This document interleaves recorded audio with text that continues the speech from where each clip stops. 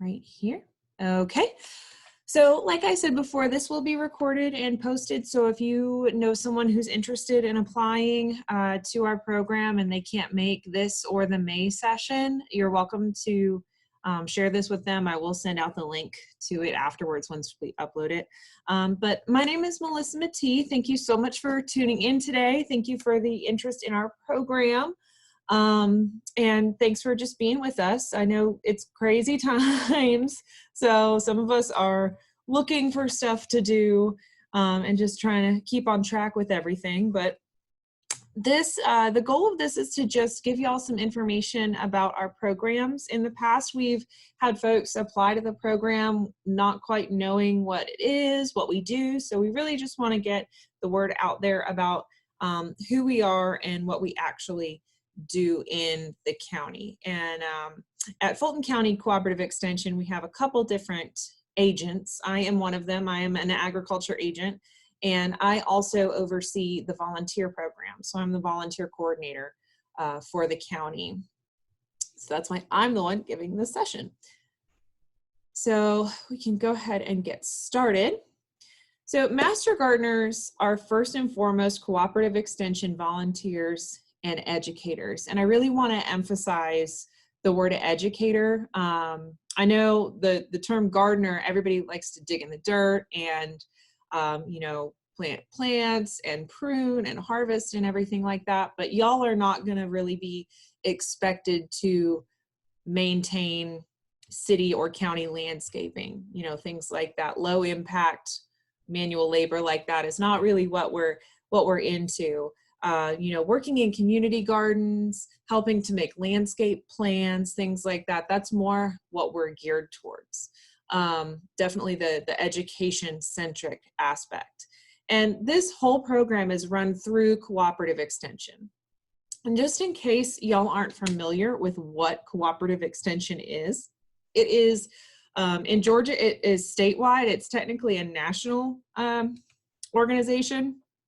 And it's run between land-grant universities and local communities. So we are a partnership. Agents like me, I am both a county employee and a state employee. I work for both UGA and Fulton County.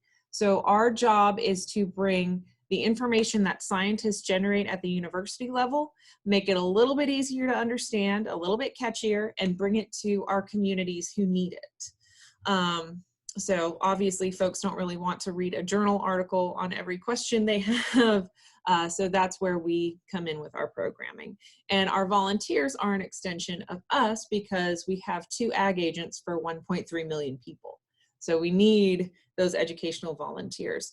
This is just an example of how Cooperative Extension started and how it was funded. Y'all won't be quizzed on this. It's just good to kind of get your bearings. And how it is kind of a federal, state, and county level cooperation through a lot of different legislation, really cementing the educational value of land-grant and agricultural universities. So our mission statement through Cooperative Extension is exactly what it says on the screen. Primarily, we really want to give unbiased, research-based education. That is our #1 priority. There are some times where we need to give anecdotal recommendations, like, oh, this person tried this type of fence and it seemed to work. But as far as variety, giving recommendations for plant varieties, you know, any kind of pest management strategies, we all want unbiased research-based opinions. So that is the main part of our mission, and to just continue lifelong learning for everybody in the state of Georgia. We do that a variety of different ways, and we also do it with a variety of topics. So we have 3 main pillars in Cooperative Extension. We have agriculture and natural resources. That's my little box that I fit in. There's 4-H and youth. If folks don't know what Cooperative Extension is, a lot of people do know what 4-H is. That is our youth development, team building, camps, projects and public speaking activities, leadership training, lots of stuff like that. We have a lot of programming in schools. And then there's family and consumer sciences, which, as you may or may not know, used to be referred to as home economics. Our agents with this do a lot of food preservation, nutrition talks, healthy living, even estate planning and will design, things like that. Anything that promotes healthy households and healthy individuals. So I like to say that agriculture aspects is everything to do with outside, and then the minute you step through your front door, everything inside your house is facts. So that's how we know who to go to for what questions. Master gardeners are primarily under the A&R umbrella, the Agriculture and Natural Resources, because y'all are going to be horticultural educators. But to be an MGEV or Master Gardener Extension volunteer means a lot of different things. These are actually several Fulton County volunteers. They work on several different projects. They work with Habitat for Humanity. They work with different city governments, different community gardens, all sorts of different projects that y'all can be a part of. So a Master Gardener Extension volunteer in the state of Georgia, not just Fulton County, is a volunteer that is trained and supervised through a partnership with UGA Cooperative Extension.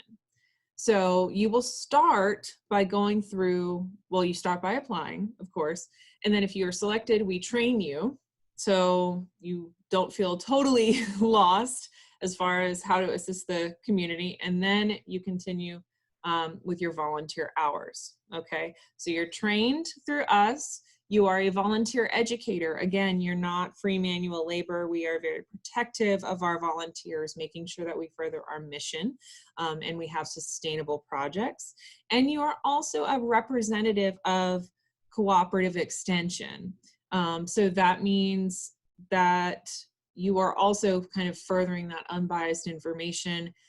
You are always supported by the Extension office, both, you know, if you have any questions, if you need help with a client or a program coming up, where your agents are always here to help you and give you the resources you need. And you are supported on all levels when you go through this program. So reflecting the Cooperative Extension statement, MGEVs in Georgia are to provide unbiased horticultural information. Okay, so the Cooperative Extension mission was a little bit more general because we have more topics, but y'all are specifically horticulture, anything to do with plants. That does extend into kind of pest management and insects, as well as, you know, food production for community gardens. So there's a little bit of overlap, but for the most part, we're focusing on plants here. And you're going to do this through volunteer community service and educational gardening projects. So it's very simple. People have a lot of fun with it. And again, we will help provide you that research and that information to do these projects and make the difference in the community. So this is a big deal, especially in Fulton County. We have the largest Master Gardener program, and we have a very unique layout to our program, but we are the largest in the state. So it's important, if you want to be a part of this program, there are plenty of opportunities for service. So be prepared to have an open mind, you know, come with an idea of what you like to do. Be aware you are going to represent UGA Extension. We do expect folks to uphold our program standards.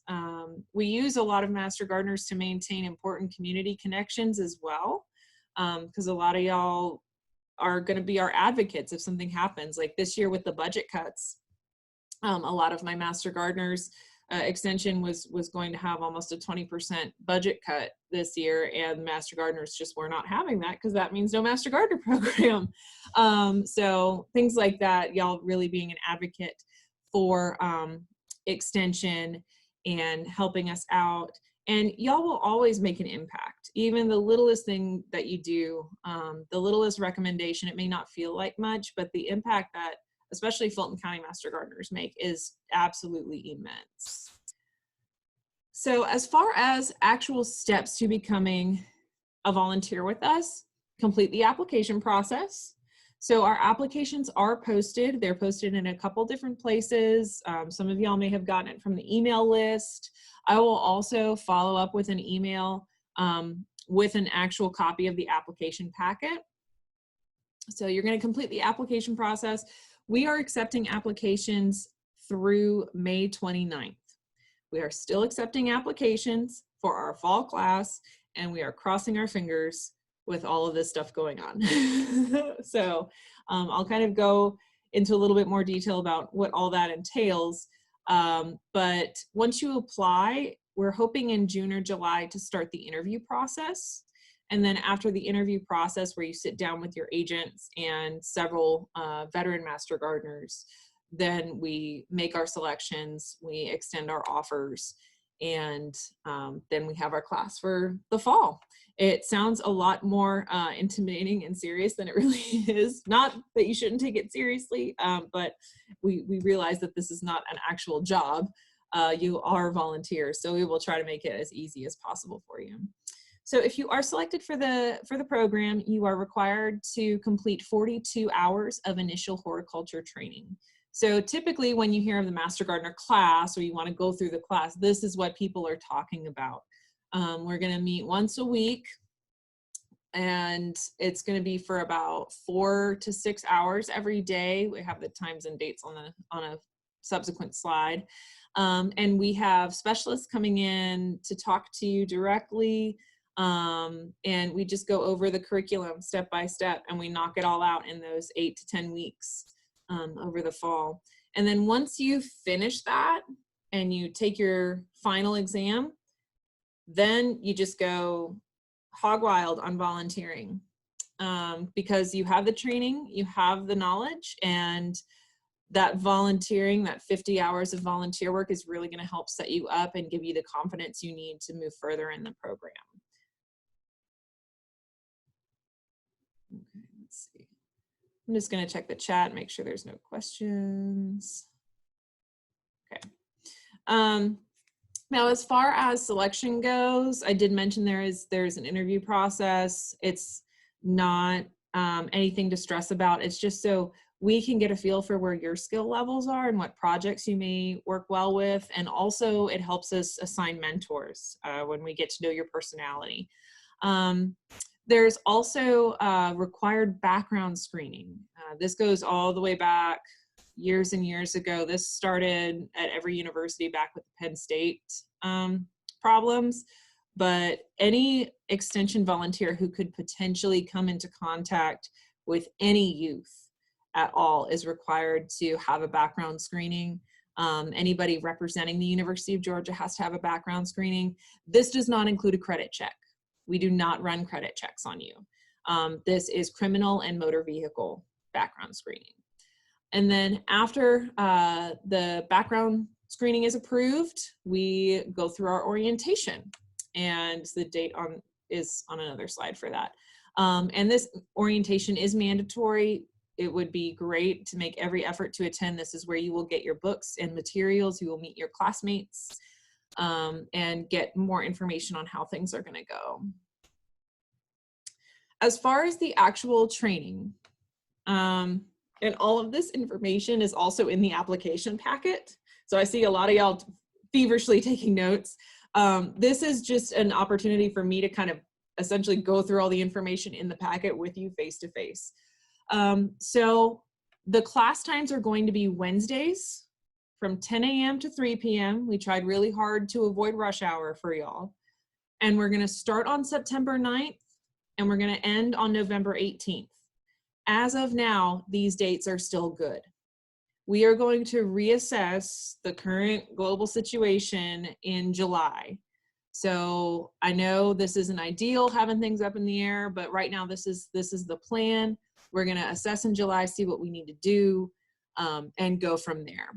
We are doing it differently this year since we're doing it on our own. Usually Fulton County does a training, a cluster training with DeKalb, Gwinnett, and Cobb. But our program is so big, we're having to do it a little differently. So you will be able to choose from 2 locations. One is our Camp Truett office in College Park. It's right near the airport. And then the other one is the North Fulton Government Service Center in Sandy Springs, off of Roswell Road.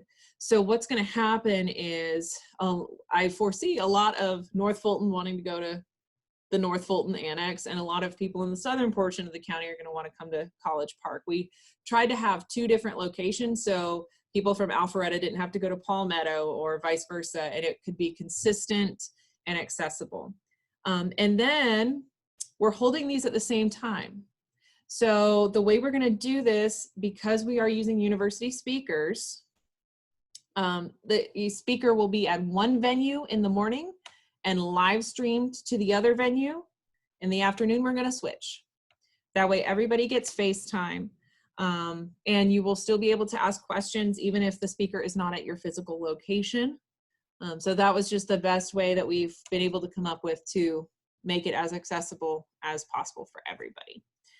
So the topics range from anything and everything horticultural. We talk about botany, plant physiology, pest management, community gardening, gardening with youth, ornamental plants, edible plants, medicinal plants, propagation, butterfly gardening, all sorts of things that could be of interest to you. It can be a little bit overwhelming. It can be almost like being fed with a fire hose at some point, because it's a lot of information in several weeks to really try to retain. But we're gonna make study guides, we're gonna have meetings and things like that, so y'all feel prepared and that y'all are actually digesting the information, not just kind of having things thrown at you. We're really trying to be careful about that. As far as the attendance policy goes, we do have kind of a strict attendance policy. This class isn't even as long as a college semester. So if you miss, 3 or more, it's impossible to get caught up. And being at the classes is a really, really important thing to bond with your cohort, get to know people, and have FaceTime with those specialists. It's also important to kind of familiarize your way around the county, going to these classes and learning your routes and things like that. So you cannot miss more than 20% of the classes. If you let me know that you can't make a class or 2 up front, say you're going on vacation in November and you're just going to miss this one day, just let me know. That's perfectly fine. As long as you communicate with me, we can work around it. But even if you do miss that day, you are still responsible for the material covered, because it's still going to be on the test. But again, becoming close with that cohort is really going to help you get notes and help to study and get caught up and things like that. And we do have a midterm and a final. But like I said, don't stress about it. A lot of people get real nervous about it. You shouldn't. It's fine. We're not trying to trick you. We just want to make sure that we're retaining information. And once you pass that final, we don't test you again. So you're perfectly fine. So in addition to that initial 42 hours of coursework, we do realize the field of horticulture is ever changing. There's new varieties, all sorts of things happening every year. So we do offer continuing education and advanced training opportunities. It doesn't just end at the class. Right now, you don't have to do any of these. You can just take that basic information and keep going and take what you learn hands-on and serve the community that way. But the state program and your surrounding agents want to support you and offer you these opportunities to continue to hone your skills. So the difference between continuing education and advanced training, continuing ed is much more laid back. It could be a talk at a library. It's not necessarily an official extension sanctioned event. You could go to a seminar speaker at the Atlanta Botanical Gardens and then email your agent afterwards and say, hey, I went to an hour-long seminar on camellias. I'm going to report that as my continuing education. That just shows us that you're keeping your skills honed, and it helps us because if we get a project request and say, oh gosh, we need a speaker, someone who knows about camellias. Well, Jane just went to this really awesome camellia talk and she's done a lot of these, so I think she may be a good candidate. So that's kind of how we use that. Advanced training are much more formal. They are put on by the state program. There are several of them throughout the year, and they are from a set curriculum. Can be water conservation and rain gardening, can be home food production, community garden management, and plant propagation is a big one. These are always at least 6 hours. They do usually cost about $30, but you leave with something. So like the plant propagation one, I think it was about $30 or $35, but you left with plants, soil, pots, seeds, all sorts of stuff. So it's not just paying money to attend something. As far as your volunteer service, your first year, you're going to complete 50 hours of service. And the way you do this, you can do it a couple ways. You can wait until you finish the class to start volunteering, and that'll put you, I mean, if you do that, it'll be kind of hard because you're going to stop right before Thanksgiving when things are cold out and not much is happening. But you are also allowed, because your background screening will be done by the first day of class, you are allowed to start volunteering as of the first day of class. But what we do ask is you will be assigned a mentor. So just make sure if you do start volunteering that your mentor or someone of your mentor's choosing will be present. That way you're never in a situation where you don't know an answer, you're not quite sure where to go, you don't know who to talk to, things like that. So you'll have a team of people supporting you, and you can get started whenever you want, as long as it's after the first day of class. And you will have the entirety of 2021 to get your hours in. So, and then we're going to reset the following January. So with these projects, it's important to choose from extension approved projects. We have sometimes people that join this volunteer program thinking, oh, well, I already work on this project, so I'm going to get my hours that way at, you know, this nursing home or this hospital garden that I run. Your first year, you have to work on current extension projects while you get your feet wet and while you learn the program. You can have an idea of things that you may want to submit at a later date, but it's important to also know how to kind of assess the needs of that community as well. Because we want projects that a lot of different people care about and a lot of different people have roles in, not necessarily like pet projects like this one little garden, if that makes sense. So we definitely want you to get some more experience in before you sign up for responsibility for an entire project. And of these 50 hours, choosing from extension approved projects, like I mentioned, 10 hours of the 50 is going to be directly supporting agents. That can look a lot of different ways. It used to be you have to do at least 10 hours sitting in the office answering calls. It never fails. The one time we have a master gardener in there, nobody calls us. Could be the height of summer and nothing ever happens. We don't want y'all to waste your time like that. So this could be, it could be sitting in the office. It could be coming with me or one of the other agents or an educator on a site visit. It could be looking something up for us. It could be serving as a speaker. If one of your agents can't make it, anything that one of your agents, me or the other one, Carol, puts a call out saying, we need a master gardener to help us with this, that will count towards that 10 hours.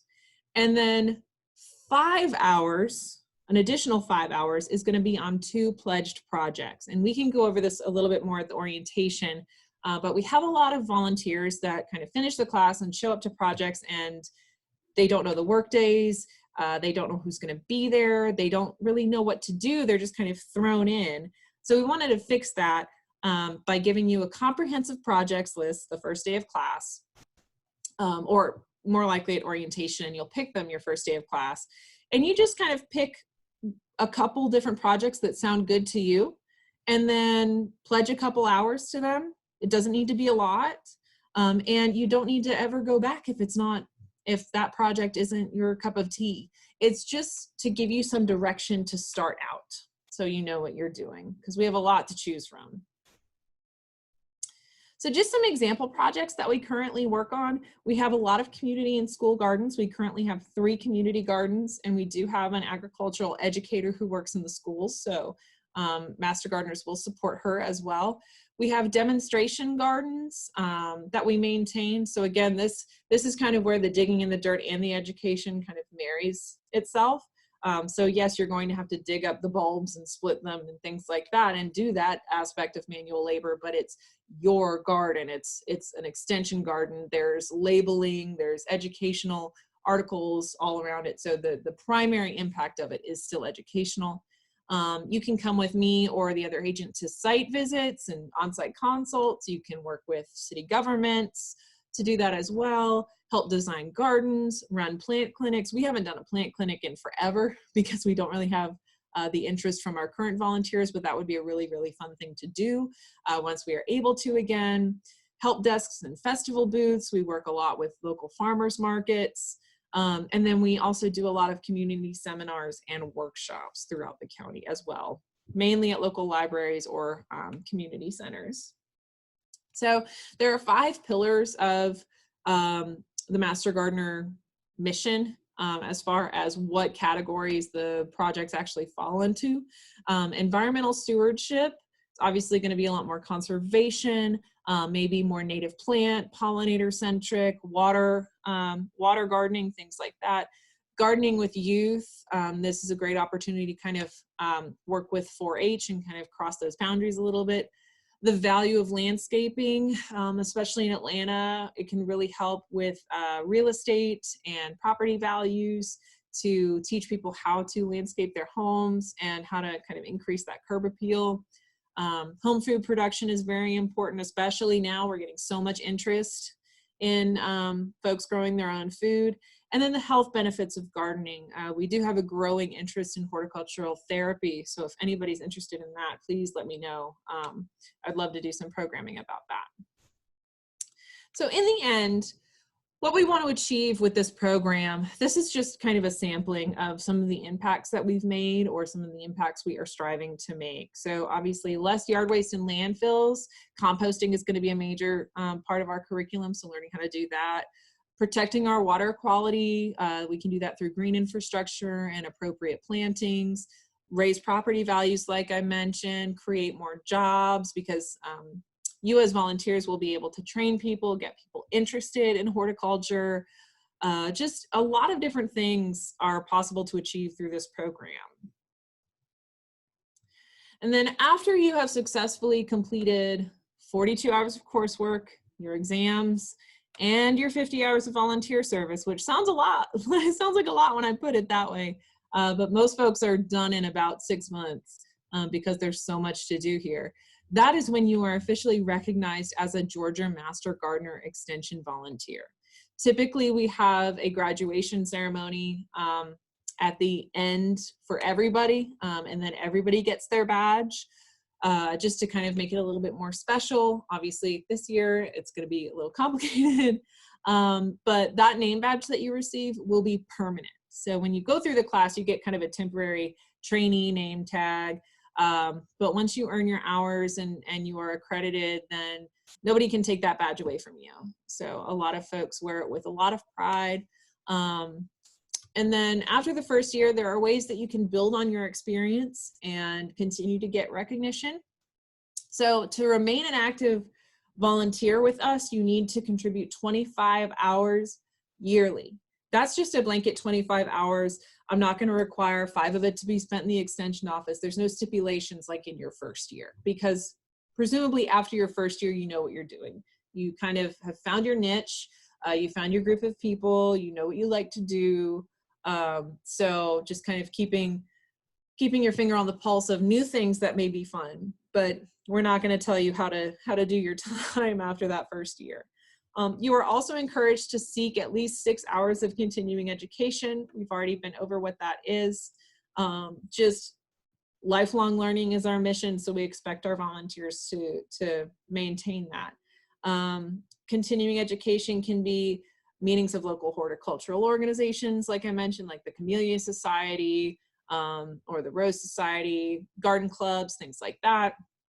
If your Master Gardener organization meets, we do have some associations for our Master Gardeners in Fulton County.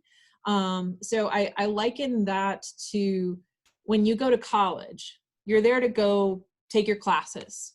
You have the option of joining clubs with people who are also taking your classes and going through similar programs and things like that. That's how our associations are. So we have a North Fulton Association, a Central Fulton Association, and a South Fulton Association. They meet monthly or every other month. It's primarily for a social aspect, so we can all kind of get together, see how everybody's doing, see how our projects are going. They have holiday parties and things like that. That's how we run our mentoring. So you will, once you go through this program, you will be a Fulton County Master Gardener Extension volunteer, and you will have the option to join any of those associations to enhance your experience. And I highly recommend doing that. They're great people. Most people are part of one of those associations. It just helps you kind of maintain your footing. And then there's a lot of conferences, both national and state level and international even. Plenty of extension workshops that other agents like myself put on. We can be very flexible with what counts as continuing education. And then after the first year, I've said it once, I'll say it again, lifelong learning. So just keep going with looking for ways to expand your knowledge and what you can offer to the community. You are recognized every 5 years with a sleeve for your badge. And as you go through different advanced training classes, you're also recognized with star statuses and things like that, and recognized as local experts. So it's way more than just the initial class that everybody knows about. This is essentially, it can be a lifelong program. We have folks that have been here for over 20 years that are still active with our program because they love it so much and they get a lot out of it. Just some legal stuff, the really boring stuff. It's just understood that volunteers are going to support the Extension Office and our mission. We have had, sometimes we'll have landscapers come in that just want to go through the class and then they want to use their knowledge for their business and things like that. When you go through this, we are training you to help us and to help Extension educate the community. So that's just something to always keep in mind. And as such, we do have program policies. It just helps keep everybody on the same page. We have handbooks and stuff that y'all will get if y'all are selected. So obviously working within those policies, keeping records of your hours and things like that for when you're reporting. And then always report on progress towards reaching your goal, your hour goals, community goals, things like that. And we help you with that as well. So just in summary, you are first and foremost Cooperative Extension volunteer educators. You are not manual labor.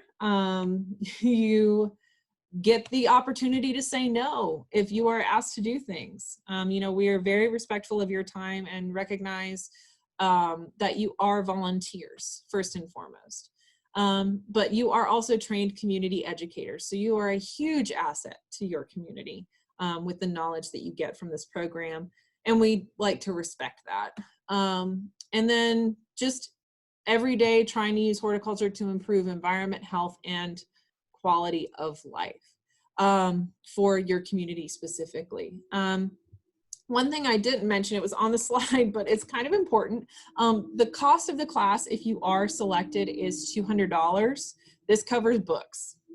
It covers the books, and it also covers costs of field trips that we take. So I just wanted to let y'all know about that. And then finally, we have I'm going to stop my share now so y'all can actually see me. We have a survey that I'd like to send out to y'all just about this information session. We have to report our impact that way. So let me go ahead and send that in the chat while y'all put any questions that you have in the chat. So let me know what questions you have, because I'm sure you have some.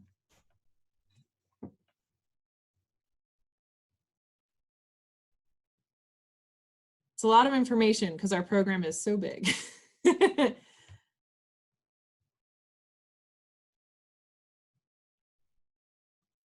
everybody see the link to the survey in the chat box? You look in the chat. Okay, let's see.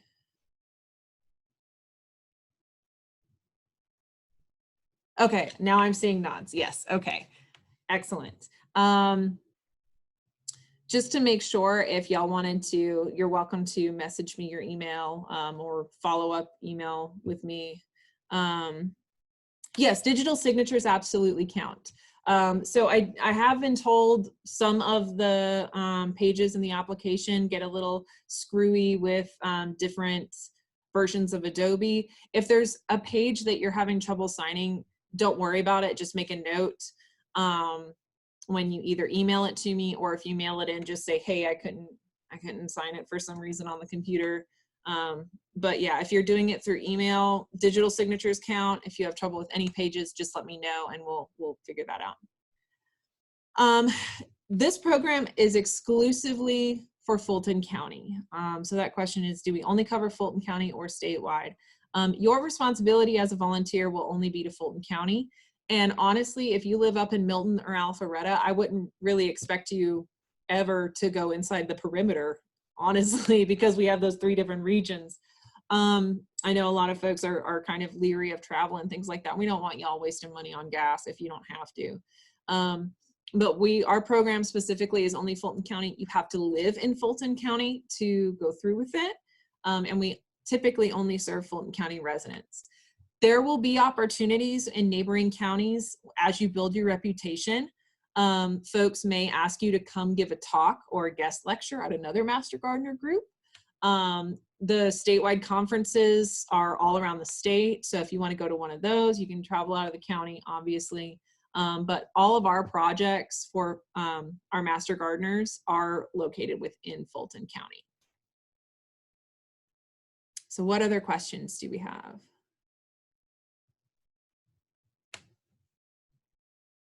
Okay, and if y'all have any problems with the application, please let me know. This is like I said, we're doing things differently this year. So this is a new process. We are looking for feedback. We want to make it as easy and painless as possible because we are really looking to beef up our program, and we're very excited at all the interest that we've had. So if there's no more questions, like I said, this has been recorded. I'm probably going to stop recording in just a second. But thank y'all so much for tuning in. This will be posted and archived. We do have another one in May coming up. It's on Facebook, but I will send y'all the schedule for that too. So if y'all have any friends in Fulton County who are interested in this, who would be a good fit, please let us know. And y'all are welcome to come back to that information session, but it's the same thing that we presented today. So don't feel the need to. Jean, I'm pretty sure I do. I'll touch base with you though. Page 9 of the application, should we check mark or write something? Let me double check what page 9 is. I just need to open it real quick.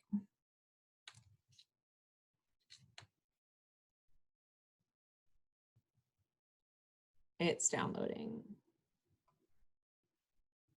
Page 9. Oh yeah, page 9, just check boxes or put an X or something. The I want to know more about versus I consider it a personal strength. Just, put an X or a check mark or something. Yeah, you don't need to put an explanation in there. Page 2, the date is for April 2019. That sounds like a typo to me. Let's see, page 2.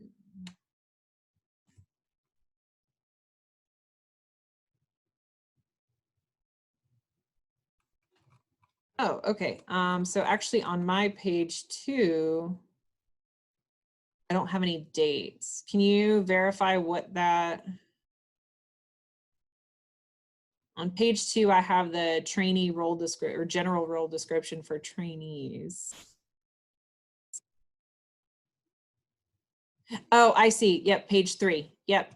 Yeah, this is a state issued form and I can't actually get in there and edit it. So yeah, it works for 2020 as well. Yeah, sorry about that.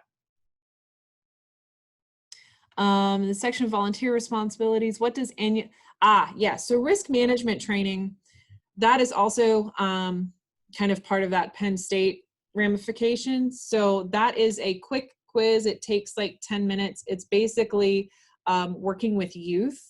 So all of our volunteers have to take it. It's basic questions like, is it, I mean, I don't want to say that. It's like, is it appropriate to be left alone with a child, or how would you do this? And it's very common sense questions.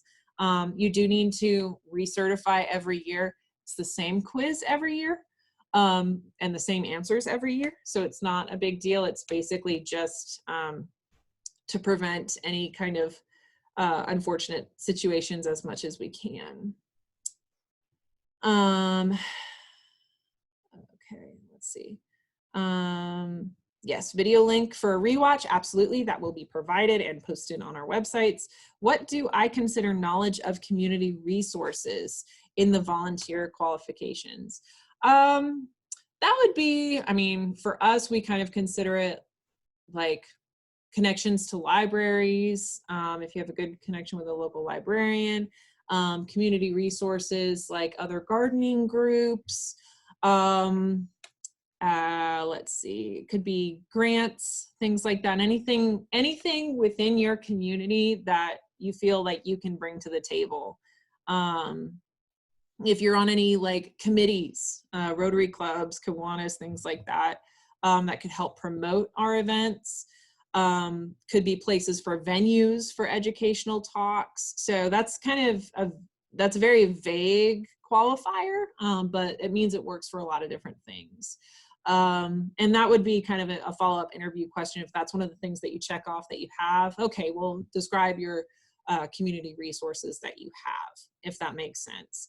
And again, the application that's here, except for that letter in the front that I personally wrote, it is a standardized state application. So I can't really change much about it, but if you have any questions, please feel free to email me and we can definitely clarify some things. I'm not really gonna say no to somebody because they didn't fill out the application, right? So don't worry about that. Okay, good, I did answer your question. All right, last call for questions. And y'all can also still email me. I'm going to post the Qualtrics, the survey link one more time. I just posted it, so you should be able to either click on it and go fill out the survey. I think it's like 9 questions. Or you can copy and paste it into your browser if a direct click doesn't work. Please fill that out.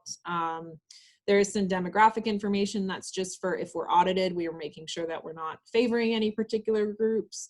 You don't have to fill out any of that if you don't want to. You can always put, I prefer not to answer. It's just us doing due diligence. So with that, thank you so much for attending. I really appreciated your time today. I know that was kind of a lot of information, but if you have any questions, please follow up with us. We would love to have you in this program. We have an exciting year coming up, so we'd love for y'all to be a part of it. And with that, please stay safe. I know we're all getting cabin fever, but please just take care of yourselves and your families and let us know if there's anything we can do for you, okay?